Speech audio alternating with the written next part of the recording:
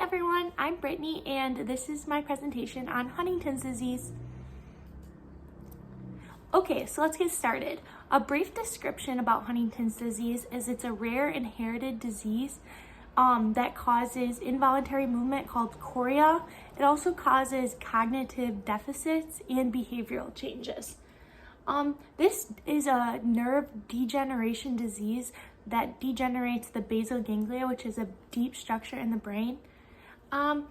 There's two main forms of Huntington's disease. The first one being adult onset, which accounts for about 90% of all cases, and juvenile, which accounts for about 10%. There's a lot of different ways that this is diagnosed through multiple different tests, such as psychiatric evaluation and neurological exams. They also do image testing such as MRI like this one, and you can tell that the white matter is different in people with HD.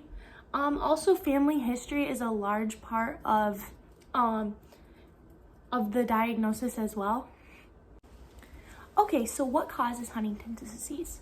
Huntington's disease is basically a mutation on the gene Huntington, and this is caused by abnormal repetition of DNA, the building blocks of CAG. It's repeating greater than 36 times, which is causing this abnormal behavior, which causes the chorea, the cognitive deficits, and the mood alterations.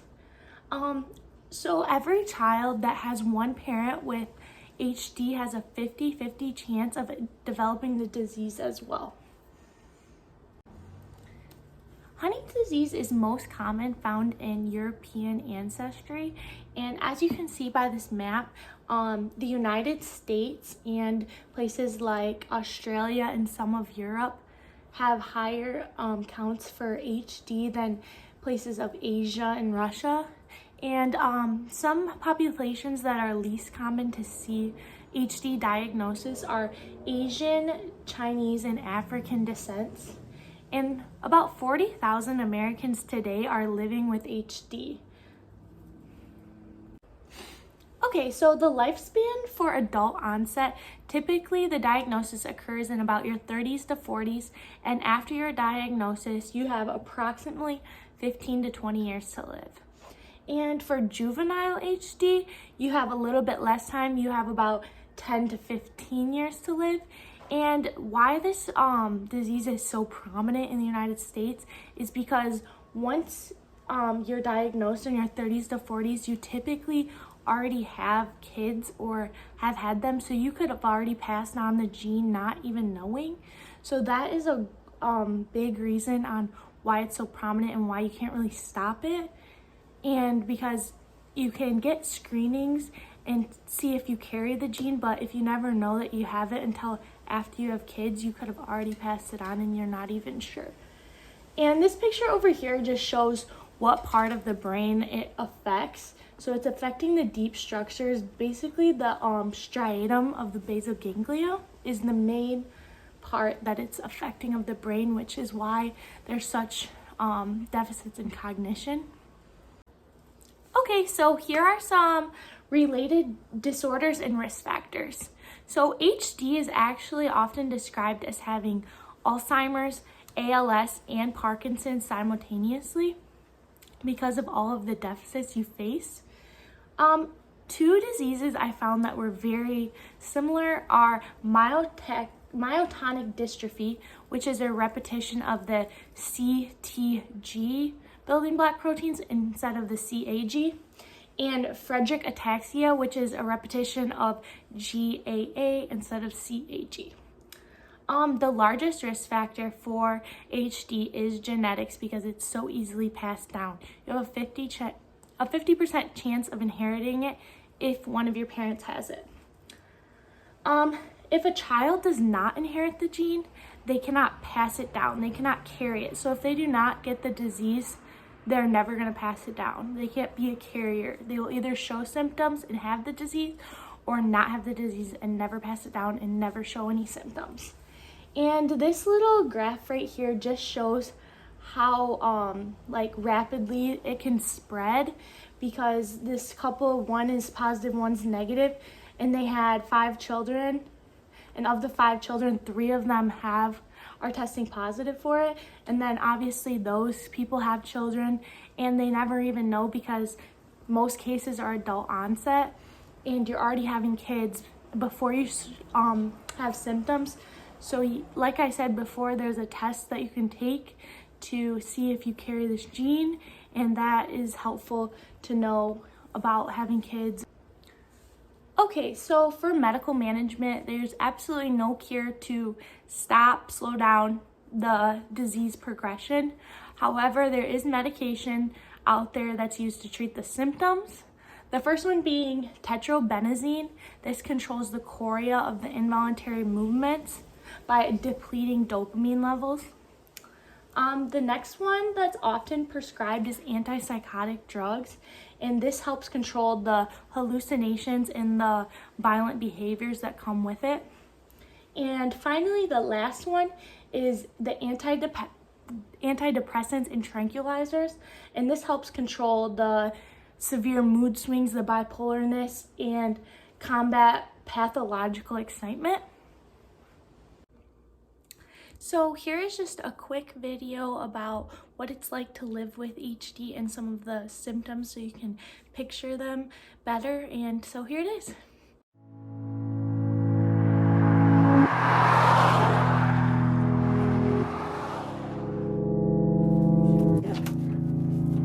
Are you ready to come eat lunch? You see him laughing because he scared my mom. So you want to put your chair down, or do you want me to do it?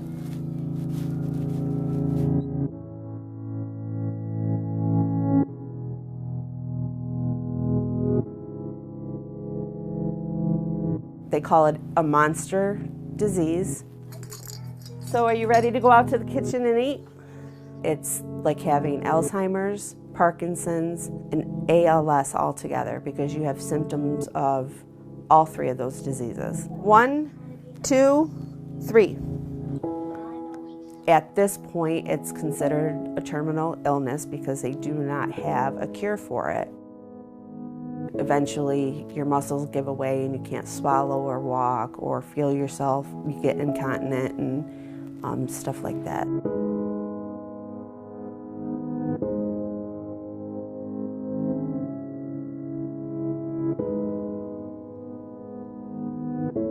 My dad got diagnosed when I was 6.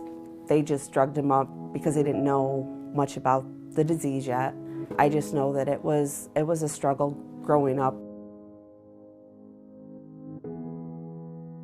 She passed away 4 years ago from the same thing. He likes soups and stuff, so we do a lot of soup. My brother Mike, we noticed 20 years ago when my dad died that he was starting the symptoms. So between me and my mom for the last year, we've been taking care of him. No, go to the chair. We're going to eat at the table. I have to make his meals. I have to help him get dressed. He stumbles a lot, so whenever he's up, I'm right behind him. Keep going. Okay, go ahead, sit. We've decided as a family and him that he wants to be here with me, and as long as I can physically do it, this is where he's going to stay and take the best care I can. Do you want half of this or do you want the whole thing?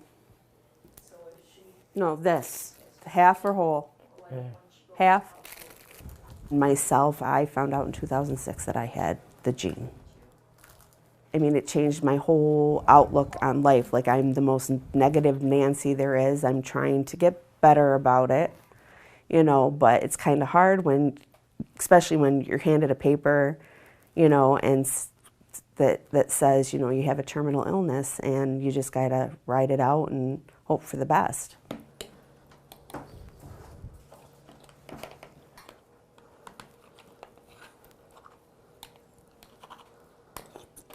It is progressing, and this is right at that age 46, you know, between 40 and 50 is when your symptoms really start to rear their ugly heads. Remember, drink some of your water too, not just the pop.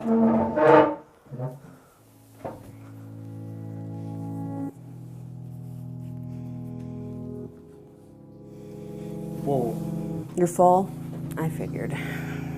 It's still a work in progress with my brain, you know, because I don't know if I'm getting the placebo or the drug, but I'm trying really, really hard to change my outlook towards it because, you know, whether I'm on the drug or not, at the end of it, I'm going to get the drug.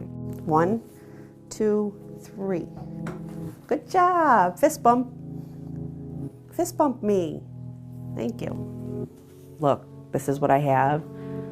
You know, I'm going to fight it for as much as I can, and, you know, eventually there's going to be a cure. Keep going.